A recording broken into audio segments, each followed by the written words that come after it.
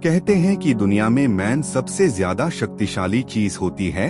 अगर किसी चीज को तुम पूरे मैन से चाह लो तो तुम उसे हासिल कर सकते हो। यह मैं नहीं कहता, यह सभी महापुरुषों का कहना है। लेकिन अगर यह सत्य है, यह सच है, तो जो हम अपने मैन से चाहते हैं वो हमें हासिल क्यों नहीं होता है? भाई, कोई भी इंसान अपने मैन में दुख तो नहीं चाहेगा, लेकिन वो रहता तो दुखी है। हर इंसान अपने मैन से तो कामयाब होना चाहता है, खूब पैसा कामना चाहता है, लेकिन फिर भी वो कामयाब नहीं होता। भले ऐसा दुनिया में कौन इंसान होगा जो अपने मैन में यह चाहेगा कि मैं नाकामयाब रहूं या मैं पैसा ना कमाऊं? सोचने की बात है। तो इसमें दो चीज निकल के सामने आती हैं। या तो वो महापुरुष गलत है जिन्होंने यह बात बोली कि मैन से हासिल हो जाती है, या फिर हम गलत हैं। आज की कहानी जो मैं आपको सुनने वाला हूँ उसमें आप कोई ऐसा मंत्र मिलेगा, उसे समझने के बाद आपको एक ऐसा मंत्र पता चलेगा जिससे आप यह समझ पाएंगे कि अपने मैन से कोई भी चीज कैसे करवाई जाती है, मैन में किसी भी बात का भी कैसे बोया जाता है। यह इस कहानी से आपको अच्छी तरह से समझ में आ जाएगा और इससे आप यह भी समझ पाएंगे कि आकर्षण का नियम लो अट्रैक्शन कैसे कम करता है। कहानी छोटी सी है लेकिन बहुत ही गहरी है। इससे पहले कि आप इस कहानी में खो जाएं, इस चैनल को सब्सक्राइब जरूर कर लें। तो चलिए कहानी शुरू करते हैं। एक बार की बात है, एक आदमी के जीवन में सिर्फ दुखी दुख द वह जो भी कम करता उसे बेचारे को कम पूरा ही नहीं होता। घर में आता तो घर में क्लेश बना रहता, किसी से कोई मदद मांगता तो कोई उसकी मदद नहीं करता। ऐसा लगता था कि चारों ओर से दुखों का पहाड़ उसी पर टूट पड़ा है। उसे समझ नहीं आ रहा था कि मैं दुखों से पार कैसे पाऊं। वो दिन रात यही सोचता रहता कि अपने दुखों से छुटकारा कैसे पाना है। इसी कारण से और रात में सो भी नहीं पता था। उसकी आंखों के नीचे बड़े बड़े काले घेरे बन गए जिस बात का प्रतीक द कि वो आदमी कितना दुखी है और कितना चिंतित है। कभी कभी तो उसके मैन में आत्महत्या करने की भी ख्याल आते लेकिन अपने परिवार की चिंता करके वो ये कदम नहीं उठा पाता था। वो इतना दुखी हो गया कि उसने निर्णय किया कि वो इन दुखों से छुटकारा पाकर रहेगा। इसके लिए चाहे उसे कितनी भी मेहनत करने पड़े, कुछ भी करना पड़े, चाहे अंगारों पर चलना पड़े, लेकिन इन दुखों से छुटकारा हासिल करके रहेगा। ऐसे ही एक दिन उसने अपने मित्र से पूछा कि मैं अपने जीवन को कैसे सुधारूं। उसके मित्र ने उसे बताया कि तुम किसी बाबा के पास जाओ। बाबा के पास ऐसा मंत्र होता है जिससे सारे दुख मिट जाते हैं, जीवन खुशियों से भर जाता है और धन संपदा भी हासिल हो जाती है।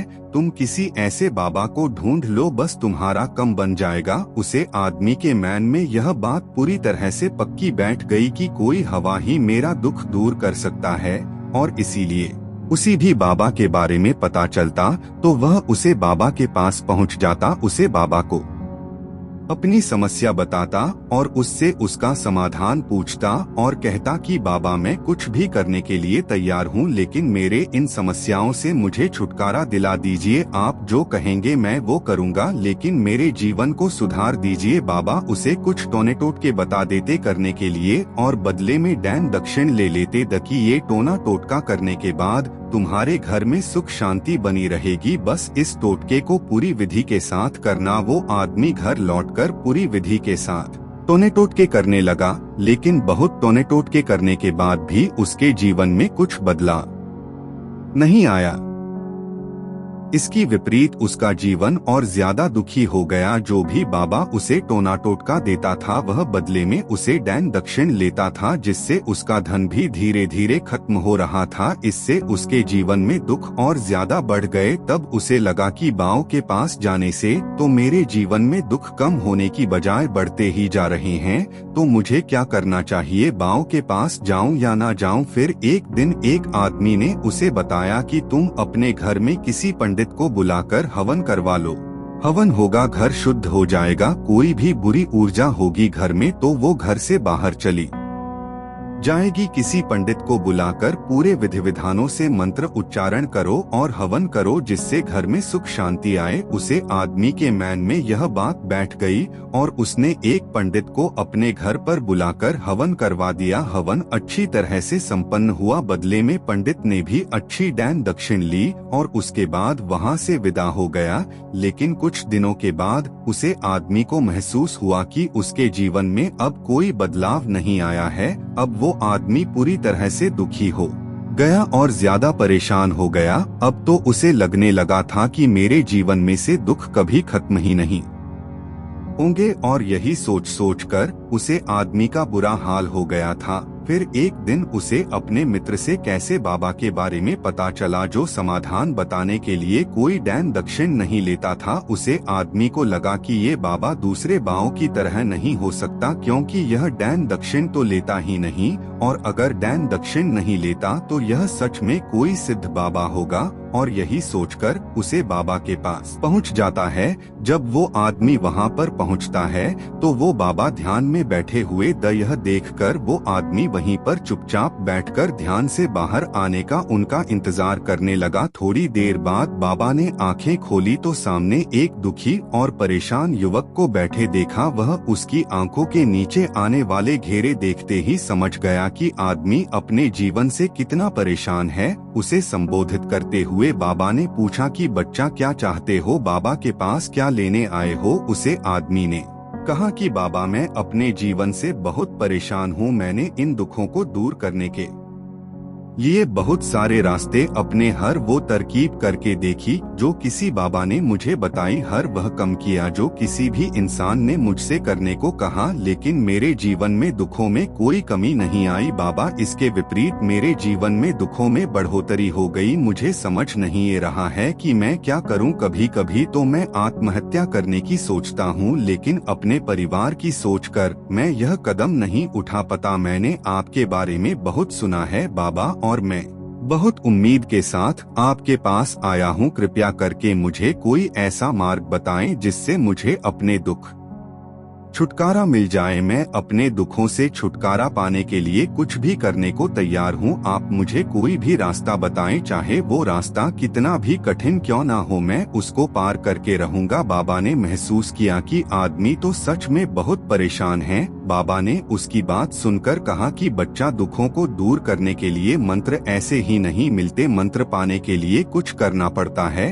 तुम कुछ कर सकते हो। यह सुनकर पहले तो उसे आदमी ने सोचा कि यह बाबा भी मुझसे ध्यान दक्षिण ही मांगेंगे, लेकिन और कोई रास्ता ना पाकर उसे आदमी ने कहा कि बाबा आपको जितनी भी दान दक्षिण चाहिए मैं देने के लिए तैयार हूँ, लेकिन आपका मंत्र सच्चा होना चाहिए, वह पूरा होना चाहिए, उसका फल मुझे मिलना चाहिए। उसके बाद मैं आपको जो भी दान दक्षिण लेना चाहते हो वह दे दूंगा। बाबा ने कहा कि दान दक्षिण तो बहुत छोटी सी चीज है, मुझे वह नहीं चाहिए। इस पर वो आदमी सोच विचार करके बोला, तो बाबा मैं अंगारों पर भी चलने के लिए तैयार हूँ, आप मुझे बस आज्ञा दीजिए। बाबा ने कहा कि अंगारों पर चलने वाली छोटी चीज मैं तुमसे नहीं करने वाला, मैं जो तुमसे करने वाला हूँ वो बहुत कठिन मंत्र है, उसे पूरा कर पाओगे। बाबा ने कहा कि बाबा आप मुझे बताइए तो सही, मुझे करना क्या होगा, मैं कुछ भी करने को तैयार हूँ। इस पर बाबा ने उसे कहा कि यहाँ से जब तुम अपने घर जाओ तो रास्ते में अपने मन में यह दोहराते जाना कि मैं सुखी हूँ, मैं सुखी हूँ, मैं सुखी हूँ। बार बार अपने मन में यही दोहराना, और याद रहे जुबान पर यह नहीं आना चाहिए, यह सिर्फ मन में दोहराना है।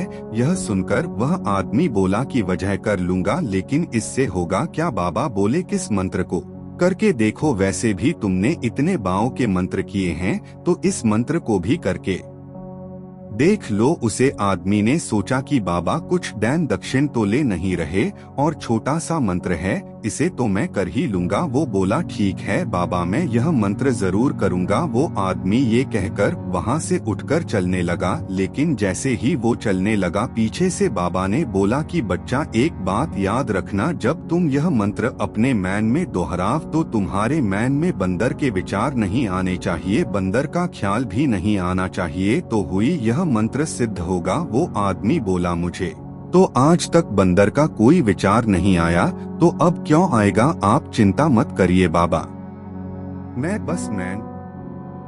मैं यही दो रहूंगा कि मैं सुखी हूँ, मैं सुखी हूँ। इसके अलावा बंदर का कोई विचार मेरे मैन में नहीं आएगा। यह कहकर वह आदमी वहाँ से चल दिया। वो अपने मैन में मैं सुखी हूँ, मैं सुखी हूँ यह दोहराता हुआ थोड़ी दूर ही चला था कि उसके मैन में अचानक बंदर का ख्याल ले गया। बंदर का ख्याल एक बार आया और चला भी गया, लेकिन उसे आदमी ने सोचा कि आज तक तो मुझे बंदर का कोई विचार नहीं आया, ये आज बंदर का विचार क्यों आ गया? और ऐसे करके उसने उसे बंदर के विचार को पकड़ लिया। वो ये भूल गया कि मुझे क्या मंत्र दोहराना है, और वो बंदर के बारे में सोचने लगा। जब थोड़ी देर बाद उसे फिर से होश आया तो वह फिर से अपना वही मंत्र दोहराने लगा जो बाबा ने उसे बताया था, मैं सुखी हूँ, मैं सुखी हूँ। लेकिन अचानक से सामने एक बंदर दिखाई दिया और यह देखकर उसके मैन में फिर से बंदर का विचार उठ गया और वह अपने अंदर से विचार को बाहर फेंकना चाहता था। वह चाहता था कि मेरे अंदर किसी भी तरह बंदर का विचार न आए,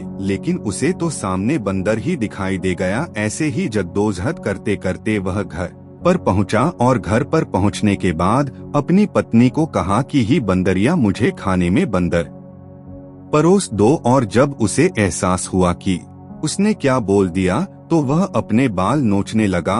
वह दीवारों में सर मरने लगा कि आज तक मुझे बंदर का कोई विचार नहीं आया और आज मुझे ये क्या हो गया है कि मुझे हर जगह बंदर ही बंदर नजर आ रहे हैं, ये कैसी माया है। यही सोच सोच कर वो आदमी रात भर सो नहीं पाया। रात भर करवटें बदलता रहा और सुबह उठकर सीधे उसी बाबा के पास पहुंच गया और उसके चरणों में गिरकर कहा कि बाबा पता नहीं क्या चमत्कार हो रहा है, आज तक मुझे बंदर का कोई विचार नहीं आया, लेकिन कल से जब से आपने मुझसे कहा कि बंदर का विचार नहीं आना चाहिए, तब से मुझे हर जगह बंदर ही बंदर नजर आ रहे हैं। उसे आदमी ने कहा कि बाबा मुझे तो आपके पीछे पेड़ पर बैठा हुआ बंदर भी केले खाता हुआ दिखाई दे रहा है, यह हो क्या रहा है बाबा? यह सुनकर बाबा हंसने लगे। बच्चा, मैन का जाल एक ऐसा जाल है जिसे समझ पाना इतना आसान नहीं है। बंदर तो तुम्हारे रास्ते में पहले भी आते द, जब तुम मेरे पास आए द तो इन्हीं पेड़ों पर यह बंदर घूम रहे द, लेकिन तब तुम्हारे ध्यान में यह बंदर नहीं था, तब तुम्हारे ध्यान में सिर्फ अपने दुख दे। इसके बाद बाबा ने उसे बताया कि बच्चा, हम जिस चीज से भी दूर भगाना चाहते हैं वही चीज हमारे मैन में बहुत गहरे में प्रवेश हो जाती है, वह हमारे अंतर्मन में समा जाती है। असल में हम जिस चीज से भी छुटकारा पाना चाहते हैं उससे छुटकारा इसीलिए पाना चाहते हैं कि वह हमारे साथ बहुत गहरे से जुड़ी हुई है, और हम जितना ही उससे छुटकारा पाना चाहते हैं वह उतनी ही गहरी हमारे मैन में बैठते चले जाती है और आखिरकार वह हमारे अंतर्मन में छा जाती है। ऊपर से तो हम चाहते हैं सुखी होना कि मैं सुखी हूँ, सुखी हूँ, हमारे होंठ भी बोलते रहते हैं, लेकिन हमारे मैन में दुख समय होते हैं। हमारे विचारों में, हमारे मैन में हमें दुख ही दुख दिखाई देते हैं। इसीलिए अपनी जुबान से बार बार यह बोलने से कि मैं सुखी हूँ, मैं सुखी हूँ, हम सुखी नहीं होंगे जब तक ये मंत्र हमारे अंतर्मन में प्रवेश नहीं होगा। इस पर उसे आदमी ने पूछा कि बाबा, लेकिन यह मंत्र हमारे अंतर्मन में प्रविष्ट कैसे होगा? यह सुनकर बाबा ने कहा कि बच्चा, अपने दुखों से लड़ना बंद कर दो। जब तक तुम अपने दुखों को दूर करने के सोचते रहोगे तब तक वह दुख तुमसे चिपके रहेंगे, तब तक वो दुख तुम्हारे अंतर्मन पर अपना राज जमाई बैठे रहेंगे। और जिस दिन तुम दुखों के बारे में सोचना ही छोड़ दोगे, उन दुखों से छुटकारा ही नहीं पाना चाहोगे, उसी दिन से तुम्हारी जिंदगी से दुख गायब हो जाएंगे। क्योंकि किसी भी चीज से छुटकारा पाने के लिए मैं उसे चीज के बारे में सोचना पड़ता है, और हम जितना ही उसे चीज के बारे में सोचते हैं वह उतनी ही गहरी हमारे मैन में प्रविष्ट होती चली जाती है। हम अधिकतर समय दुखों के बारे में ही सोचते हैं। हम यही सोचते हैं कि हमारे जीवन में दुख है और हमें इससे छुटकारा पाना है। इसी वजह से बार बार सोचने से वो दुख हमारे अंतर्मन में प्रविष्ट हो जाते हैं और हमें एहसास भी नहीं होता। इसीलिए अगर तुम दुखों से छुटकारा पाना चाहते हो तो दुखों से छुटकारा पाने के बारे में सोचना छोड़ दो, तुम्हें दुखों से छुटकारा मिल जाएगा। अक्सर आदमी धूम्रपान छोड़ना चाहता है, शराब छोड़ना चाहता है, सुबह अपने आप से वादा करता है कि मैं कोई भी गलत काम नहीं करूँगा, लेकिन शाम को जब लौटता है तो नशे में चूर होकर लौटता है। ऐसा क्यों होता है कि जो हम सोच रहे हैं वह पूरा कर ही नहीं कर रहे हैं। असल में हम उसे चीज को बहुत ज्यादा तवज्जो दे रहे हैं, उसे चीज को बहुत ज्यादा नियत दे रहे हैं। जब भी हम उसे चीज को छोड़ने के बारे में सोचते हैं तो हम उसकी इम्पोर्टेंस यानी कि विशेषता और ज्यादा बढ़ा देते हैं। हमारा मैन उसे चीज के बारे में जितना ज्यादा सोचेगा, शराब या धूम्रपान छोड़ने के बारे में जितना ज्यादा सोचेगा, हमारा मैन उतना ही उसे चीज के पीछे ज्यादा भागेगा। हमें उसे चीज से लड़ना नहीं है बल्कि बिना सोचे गुजर जाना है।